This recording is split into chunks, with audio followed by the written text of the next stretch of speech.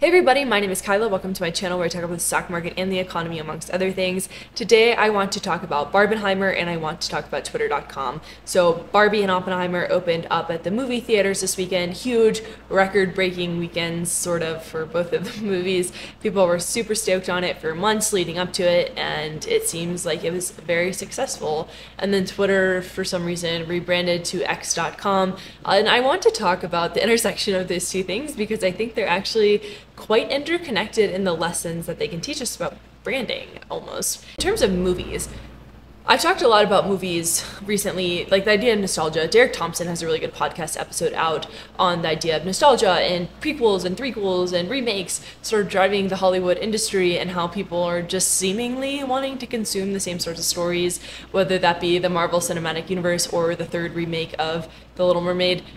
It just seems like Hollywood keeps on making the same sort of stuff. And one of the reasons that they're doing that is because it's pretty cheap to keep on making the same stuff. Like the floor of making a superhero movie, it's pretty straightforward. You kind of know how audiences are going to react. It doesn't seem like a big, scary, risky bet. Like you just sort of know that people are going to probably show up to see Thor, God of Thunder, right? Like it just seems like that's something that people are going to do.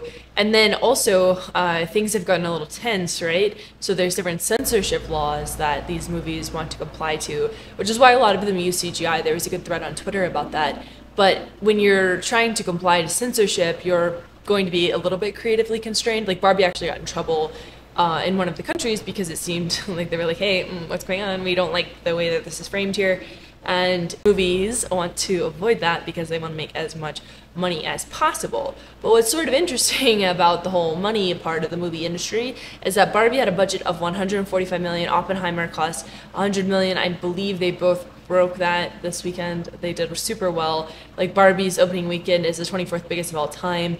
And among technical non-sequel prequels, it's the 5th biggest of all time, behind, of course, Marvel Cinematic Universe and 2 Disney remakes. And both of those budgets, so the $145 million for Barbie and the $100 million for Oppenheimer, were much less than the $250 million that Amazon built or spent on filming something called Citadel, which I think is a TV show. Maybe it's a movie. It's a limited series, I think. But the whole idea seemed to be for a while in Hollywood that if we have to spend a lot of money on these movies, we have to make sure that these movies are going to appeal to the audiences. So they have to be a remake or a pre-make or a sequel, whatever. And then also we have to make sure that they comply to certain censorship rules so they don't irritate anybody. But what we can learn from Barbie and Oppenheimer is, and as IndieWire wrote, audiences are stating in no uncertain terms that IP and connected universes and sequels are not going to save theaters. The secret lies in investing in risky projects based on compelling ideas that challenge filmmakers and their audiences. And there's another good tweet that said, "We are in awe of the Barbie marketing efforts, in part because it is opposite of the overly hyper-targeted, personalized, efficiency-based performance marketing programmatic pipes approach that works against the ability for brands to create ubiquitous cultural moments." And so what Barbie and Oppenheimer did really well is they branded. They branded super well. Like people were all about that Barbie merch and all of these different brands were being a part of the Barbie universe. And it just became this cool thing for people to consume. And they sure did consume. They spent so much money on Barbie merchandise. I think like Barbie and Taylor Swift going on tour at the same time is actually really important because people were like girl power because of Taylor Swift and what she seems to stand for. And then also with Barbie, people were like girl power again. And then with Oppenheimer, you know, it should have been a December movie, as a lot of people pointed out, like, because it's so cold and dark and dreary.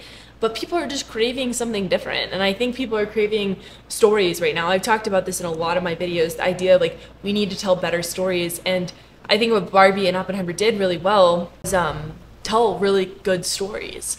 They told really good stories about really important things in a really unique way for both of them. It's just what people want, especially because movie theater tickets are kind of expensive, right? There's actually this map that shows, it's just trending, but it shows the trending for each movie, so Barbie and Oppenheimer, and it seems like people there's the Barbie belt, so people in the South were looking at Barbie.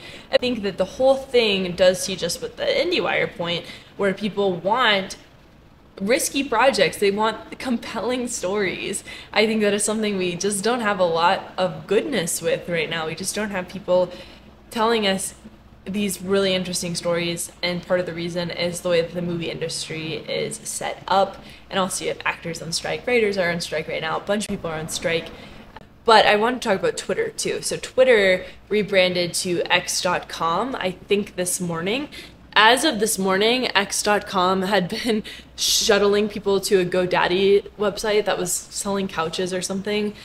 But what's interesting about Twitter and Elon, and I've talked a lot about Elon's purchase of Twitter, and of course, like, the man he's accomplished. You can't refute that. He has done a lot of good stuff. And what's interesting though about this rebrandx.com is that he's been sitting on this URL since 2017 when he bought it back from PayPal, because Elon co-founded X.com back in 1999, and then they merged with a company called Confinity, and then Confinity had this system called PayPal, and then the whole company got rebranded to PayPal.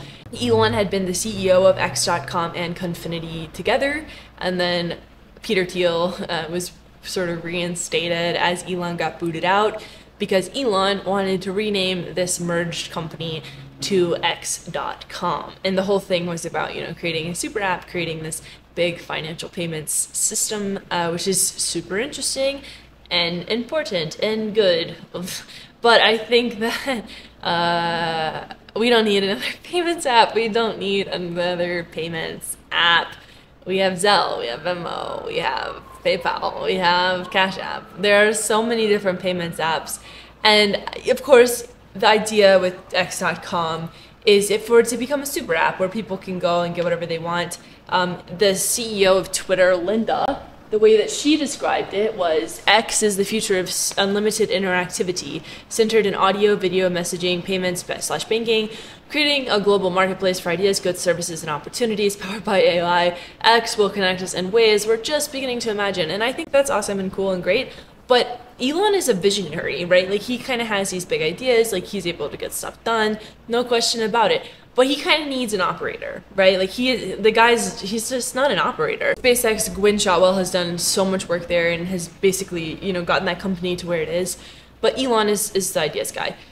And so I think what's interesting about the rebrand as into X.com is the bird is so recognizable, but also it's just kind of like, it feels like he's focusing on the wrong things. So when we think about the movie theater industry, they're sort of focusing on the wrong things too. Like, they're like, people want remakes, they want remakes, sequels. Elon is like, people want new, they want different. And everybody's like, no, we kind of just want to be tweeting. And the company itself is really struggling. Like, Twitter is really struggling. They're not paying rent, they're behind on payments of other stuff. They just are running out of money because advertisers like, you shouldn't be maybe amplifying the people that you are, and that's not an opinion. And if you have an opinion on who should be amplified, good, advertisers might be disagreeing with your opinion there. Just interesting, because there was a thing from Seth Godin, who said, if Nike announced that they were opening a hotel, you'd have a pretty good guess at what it would be like. But if Hyatt announced that they were going to start making shoes, you had no idea whatsoever what those shoes would be like. That's because Nike owns the brand and Hyatt simply owns real estate. About branding. It's all about branding. And I don't have a background really in like ads or anything like that, but I think that it's just so interesting that Elon has been sitting on this domain, and he's like, I really just want to use my domain, X.com, and like, he just really wants to have this idea of a super app. He really wants to remain with a lot of attention on him, as John Green pointed out, and I think that a part of him thinks it's funny, and a part of it is funny, but it's also interesting too, like the idea of a super app, because people are like, oh, we could just have how WeChat is in China, but that's a completely different market. Like, China is not the United States. We have a bunch of payment apps like I discussed here, and also that was a very new system when WeChat started there. There wasn't nearly as much competition, and also we have different things like FedNow that are developing. And I made a video about FedNow, and of course the comments were full of people being like, they're going to control all our money, and it's like, dude, no, number one, and then number two, if they wanted to, they're already doing that, probably. right? It's just something that all other countries kind of have. All other countries have a banking system that is fully functional, and you don't need a Venmo and a Cash App and a Zelle because you just use the app within the banking system. And FedNow is a potential solution to that, and so that could just stab a little pin right in the X.com balloon. But I think to sort of tie these two things together, I really love that line from IndieWire's piece on Barbie and Oppenheimer. The secret lies in investing in risky projects based on compelling ideas that challenge filmmakers and their audiences. I think that people want better stories. They want stories that are interesting, and they want a way to feel connected to that story. And so I think what Elon has done with rebranding Twitter into X.com, it's become a really big personal project for him, which, like, hey, if I spent $44 billion, it would be my pet project too, because I would love to have that sort of like liquid cash flow. So, it's not liquid cash flow, I know. Like, Morgan Stanley's probably going to take it over. But he was able to buy it. He was able to get the financing for it, and now it's kind of his pet project. But I think most people on Twitter are just like, hey, listen, we kind of just want the simplicity of how it was.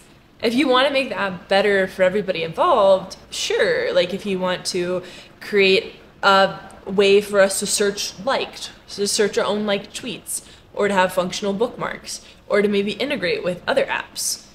Twitter has a super valuable user base. They had kind of valuable monetization. But the reason that Elon wanted the Twitter in the first place was because of the users, because of the data.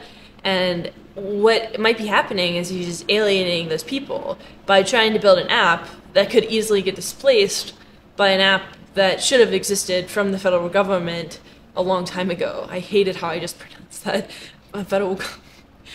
But I think that people either they want simplicity in the things that they know, and then they also want to be challenged to achieve better things. And so I think that if he came out with a big plan that was more agreeable, people would be down. Just like how Barbie and Oppenheimer came out with a plan that was like, hey, like, we're not going to kind of do things the way that it's always been done. We're going to do them a little bit differently, and here's how we're going to do it, and here's how it kind of benefits you. Versus like, hey, I'm going to throttle your DMs. And of course, I'm biased. Everybody's biased at the end of the day. But I do think that both of these things show us, people want that simplicity, and they want to be challenged in a way that is productive to most instead of just a few. So thanks so much for listening. Thanks so much for hanging out. I hope that you all are doing okay. I know that this topic is kind of funny. It's kind of weird. Hopefully I tied it together okay. But yeah, hope you all are doing all right out there, and I'll talk to you very soon. Goodbye.